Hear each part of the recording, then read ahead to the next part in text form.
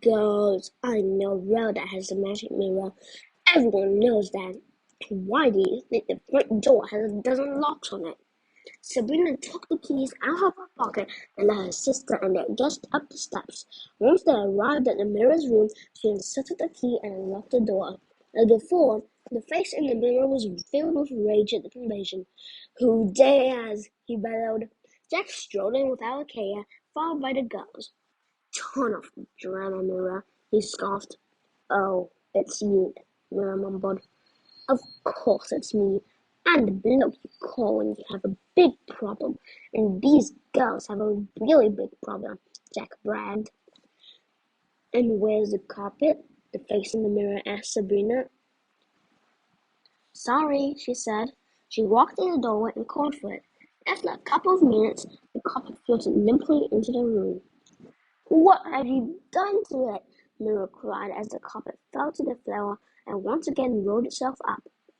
I think we had too many people on it, Daphne explained as a hand broke the surface of the mirror and snatched the carpet from the ground.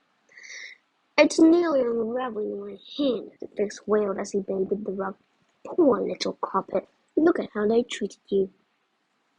Too many years hanging on the wall in the greenhouse have made you a real sourpuss, Jack commented. How can I help you? Vera asked, brushing off the insult. We need to sneak into Charming's mansion tonight, and we need some disguises, Jack said. Not a problem at all. And we need the slippers. Mira frowned. Absolutely not, he stammered. Listen, this house is going to be surrounded with the police any minute now. Alibaba's carpet isn't going to get us into Charming's mansion.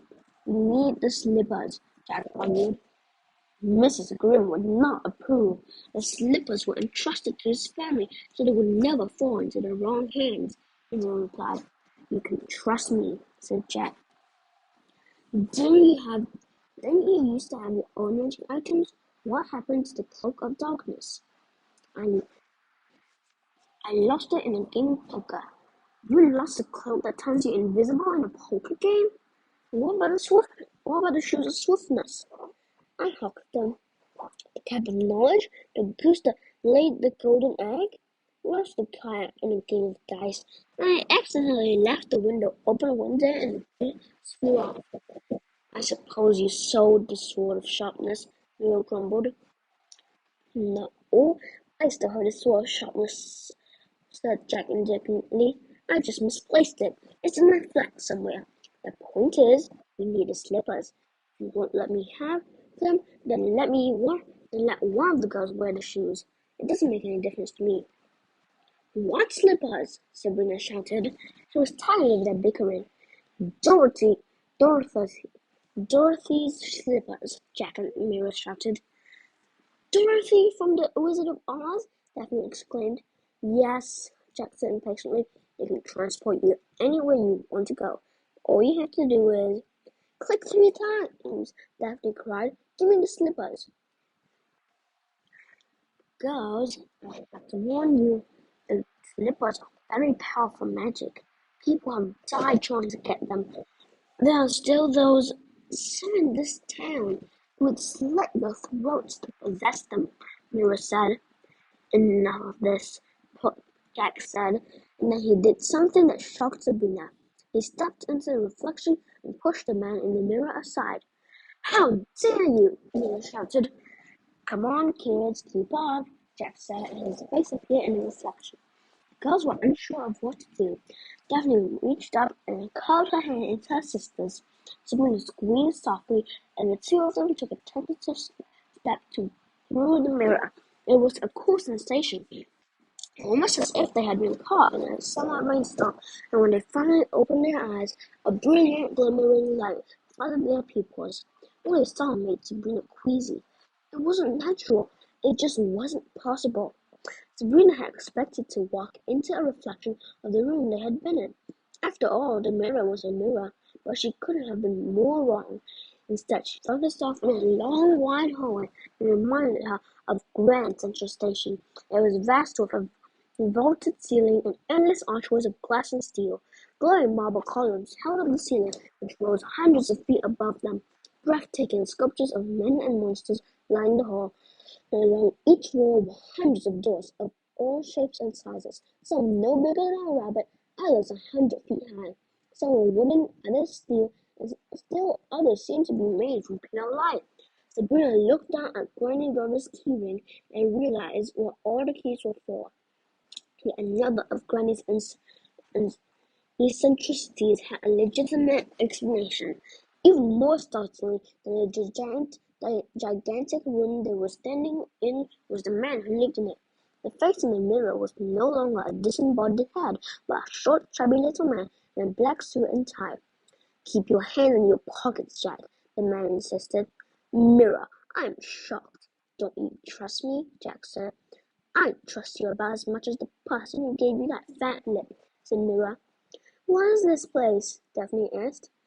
"It's an octane-powered, multiphasic, trans-dimensional pocket universe," Mirror replied. "A what who?" "Your grandmother calls it the world's biggest walk-in closet," the little man sighed. "It's a sort of holding area for dangerous and valuable items. I call it the Hall of Wonders, and you're not supposed to be in here." "Oh, Mirror," Jack said, "we've learned one of your secrets. Don't worry, I'm sure you have a million more." The little man's face flushed with anger. His fists clenched and he looked as if he might hit Jack, but the giant killer just ignored him. "All right, Mirror, where are the slippers?" Jack asked impatiently. "This way," Mirror said, gesturing for them to follow. He walked down the long hall, past many doors. The plaque on one read, "Fairy Godmother Wands," while the next read, "Talking Plants." As they continued down the hallway, they found more doors labeled poisonous fruits, dragon eggs, impossible animals, wishing wells, crystal balls, cursed treasure, scrolls and prophecies, and on and on and on. When passing one massive door, the group jumped as a violent pounding from within threatened to knock it off its hinges. Something on the other side wanted out, something named Grendel. The group pressed on down the hallway where they finally stopped at a door that read "Magic Shoes." "Here we are," Marius said reluctantly, "but I must once again remind you that magic is dangerous. There's a reason why the Ever Afters asked this family to look after all of these things. Magic in the wrong hands only leads to chaos." "We'll be careful," said Sabrina as she knelt down to the lock. It was a simple one that would take a skeleton key, but Granny's key included dozens of skeleton keys. Sabrina tried the first one and it failed. Try another, still nothing. "Let me try," Jack said impatiently. "I've got it," Sabrina snapped. She tried another key and this time the lock opened. The door swung wide and everyone entered. The room was simple, but its contents were amazing.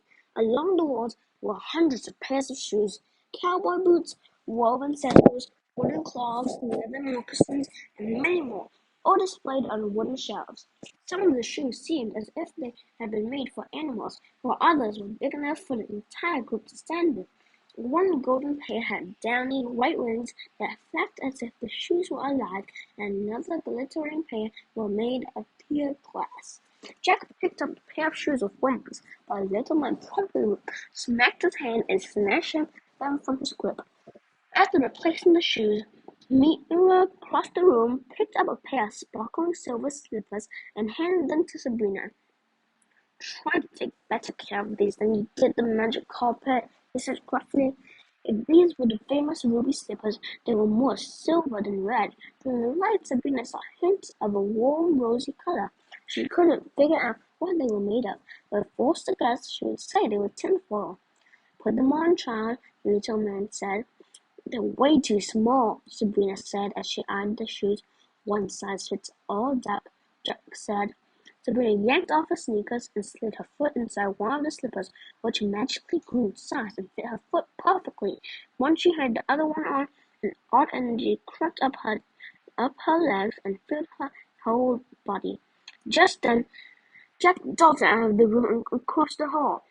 "Jack!" the little man shouted after him, but Jack didn't listen. When they finally found him, the giant killer was eyeing a door with a plaque that read "Magic Beans." I can't believe you have a whole room of them, he shouted with glee. We might be bending the rules on the slippers, but those are off limits to the likes of you, Mira said. How about a poo? Jack pleaded. He certainly looks like a lost little boy. These things are part of my past. Can a man take a walk down memory lane? Sabrina could see his expression, and all at once she felt sorry for him. Jack was a man whom the whole world loved. Had seen amazing things and lived life to the fullest, but being trapped in a fairyport landing were an end to all of that. Dawn Sabrina, the fairyport landing might have been the home of many of the world's fairy tale creatures, but it was also a prison they were never allowed to leave. It didn't seem right. Sabrina pulled out the keys, knelt down, eyed the keyhole, and within seconds opened the door. Jack pushed past her into the tiny room, where a single mason jar sat on a table. Inside it was a collection of little white beans. Jack gasped and picked up the jar. There must be 100 of them. Miller snatched the jar out of his hand and placed it back on the table. These things are dangerous. If you drop them on the floor, we'd be ear-deep in giants. Jack scowled for a moment and looked as if he were ready to fight for his treasure, but he took a deep breath and his anger vanished, only to be replaced with a boyish grin. Thanks, Edwards. You don't know what you've done for me, he said. Mira hurried everyone back through the door. Well, ladies, now that we've got the shoes, we need the proper disguises, Jack said. I think little fairy godmother magic will do the trick. One's over here, Mira said, leading down the hallway. They stopped at a door labeled Fairy Godmother Wands, and Sabrina unlocked it. Inside, a small black cauldron sat on a tiny table, with several skinny sticks popping out of the top. Mira reached into the pot and removed one that had a glittery glass doll on the end and handed it to Sabrina. The first magical item your family ever had confiscated. I remember old Wilhelm Grimm trying to get that away from her, Jack laughed. Girls, I'll say one thing about your family. They are brave. Fairy godmothers are sweet as pie on the outside, but try to take away their wands and they can get downright mean. Indeed, Mira said. How does this work? Sabrina asked. Mira frowned. I can't believe your father, he cried. I'd hoped that your mother, Veronica, might at least give you the basics behind his back. Very well. This is the changing one used by Cinderella's fairy godmother. It will alter your clothes, shoes, even your bodies in any way you want. Charming's ball is going to be filled to the rafters with ever actors, Jack said. You're going to go in as one of them. Daphne smiled. I know what I want to be.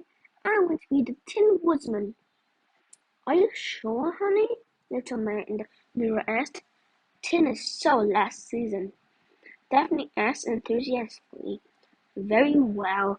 It's your fashion's funeral, he said. Sabrina, just say Tin's Woodsman. Make 3 small circles with the wand, and then tap on the head. Okay, Sabrina said. Tin Woodsman. She made 3 awkward circles in the air and then smacked her sister on the head with the wand. Daphne squealed in pain and rubbed the spot, but as she was rubbing, a miraculous change began to occur. Her skin took on a silvery tone. She grew several feet taller, and her clothes faded, only to be replaced by gears and joints. Her hair retreated into her scalp, and a shiny funnel took its place. Sabrina blinked her eyes to be sure they were playing tricks on her, but she knew they weren't. Her sister had become the Tin Woodsman. That hurt! Daphne cried as her hand scraped against her new metal pad. Hearing the screech of metal in her ears, she looked at her hand and squealed in delight. She walked around the hall, squeaking with every step. Look at me! Spitting image, Jack said. Daphne took the one from her sister. Okay, who do you want to be? Sabrina was stumped. She realized she had to choose wisely. She needed to be